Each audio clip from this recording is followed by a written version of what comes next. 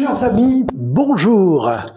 Eh bien, cet après-midi, je vais vous faire une petite explication au sujet de la bouilloire électrique. Avec les jours qui diminuent, la température qui baisse, l'automne est là, on a tous envie de faire des tisanes, du thé. Eh bien, on commet souvent l'erreur, et moi, jusqu'à une époque encore récente, je commettais l'erreur de remplir pour moi seul ma bouilloire électrique presque à ras-bord, aux 2/3. Grosse erreur, même en moitié pleine. Pour une personne seule, voire un couple, il est inutile de remplir votre bouilloire électrique. La mienne fait 2000 watts. Parce que si vous la remplissez jusqu'au maximum, ou même la moitié, en hiver, ça va mettre beaucoup plus de temps pour porter l'eau à ébullition, si bien que vous allez consommer inutilement de l'énergie pour juste une tasse de tisane ou de thé.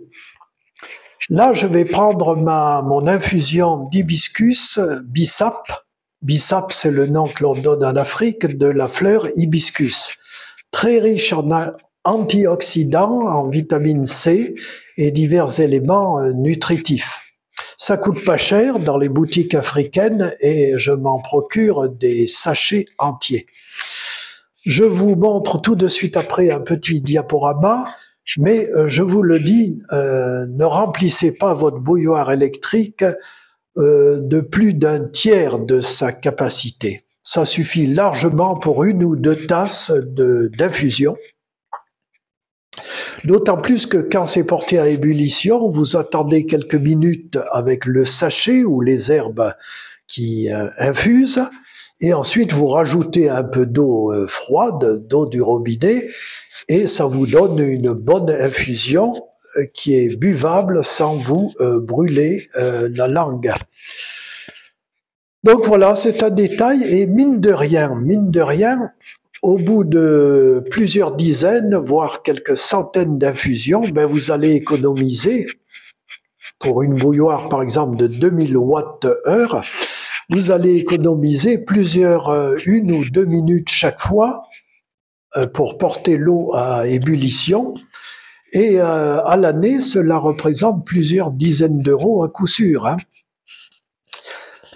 C'est pareil si vous voulez faire bouillir des œufs dans une casserole. Vous mettez bien sûr le couvercle, vous ne mettez pas trop d'eau, juste ce qu'il faut pour que ça passe à peine au-dessus, à peine tout juste au-dessus de vos œufs posés au fond de la casserole, de l'eau par-dessus, et vous en cuisez 3 ou 4 à la fois, ce qui évite d'en cuire chaque fois un, et donc là aussi d'user de l'électricité ou du gaz.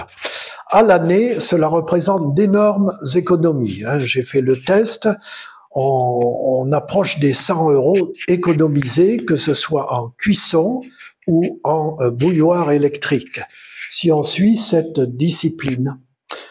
De même, votre ballon d'eau chaude, votre cumulus d'eau chaude pour vous doucher, là encore, il faut une discipline, être bref quand vous passez sous la douche, être méthodique, hein, c'est toute une technique, et régler la température du cumulus assez basse finalement. Moi, à 40 degrés, c'est vraiment le maximum, hein.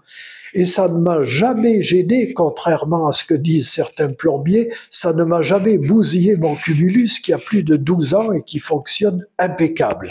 Il se déclenche pas sans arrêt, j'ai changé le groupe de sécurité. Là aussi, je l'ai même porté cette température à 35 degrés et ça me suffit largement. Je suis rapide et là aussi je fais de sérieuses économies. Donc c'est parti pour le petit diaporama. Et je conclus après. Et donc, voilà ma petite cuisine. Vous voyez, sur le plan de cuisine, j'ai toutes sortes d'appareils amovibles. J'adore brancher, débrancher. C'est léger, c'est minimaliste, c'est super pour un célibataire. Et voici la fameuse petite bouilloire électrique qui fait moins d'1 litre.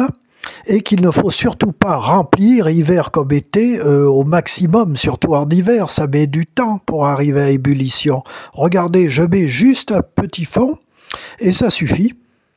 Je nettoie régulièrement au vinaigre, en mettant une signalétique bien sûr, et par exemple cet après-midi je me fais une tisane de bissap hibiscus, très riche donc j'ai dit en antioxydants, vitamine C et divers nutritifs, et voilà.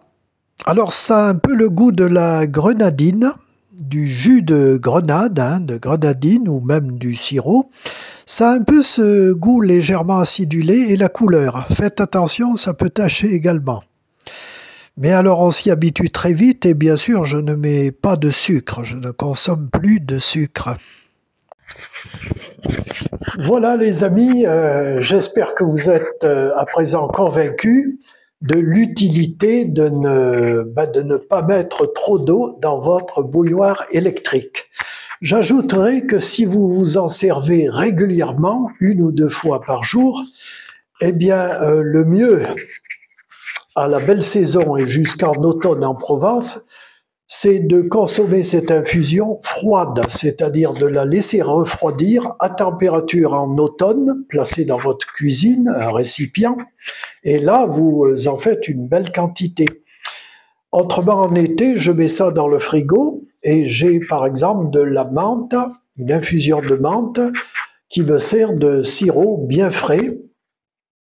C'est mieux que du sirop, c'est naturel, de la menthe fraîche qui a été infusée, refroidie, mise au frigo en été. Actuellement, il m'arrive de faire ça avec de la menthe poivrée, de la menthe fraîche que je me procure au marché. Et toujours pareil, je la fais en infusion, une belle quantité dans ce cas-là, et je la laisse reposer dans ma cuisine et puis je la bois dans les 2 jours qui suivent, au plus tard. Voilà. J'ajoute enfin que dans votre bouilloire électrique, que vous remplissez donc très peu, dès que vous en êtes servi, vous remettez de l'eau si vous en servez au moins 1 fois par jour. Ça évite de vous griller la résistance si par mégarde vous l'allumez avant d'avoir mis de l'eau dedans. Voilà. Et pour détartrer, eh bien, je mets du vinaigre à 8 ou 14 degrés, un vinaigre industriel, sinon du vinaigre ordinaire de cuisine, et ça fait de vrais miracles. Et pour pas oublier que vous êtes en train de la nettoyer, pour éviter de faire une infusion au vinaigre, eh bien, je mets la bouteille de vinaigre juste posée devant la bouilloire électrique. Ceci pour me rappeler qu'elle est en cours de nettoyage. Voilà, je vous dis bonsoir et à très bientôt pour une prochaine vidéo.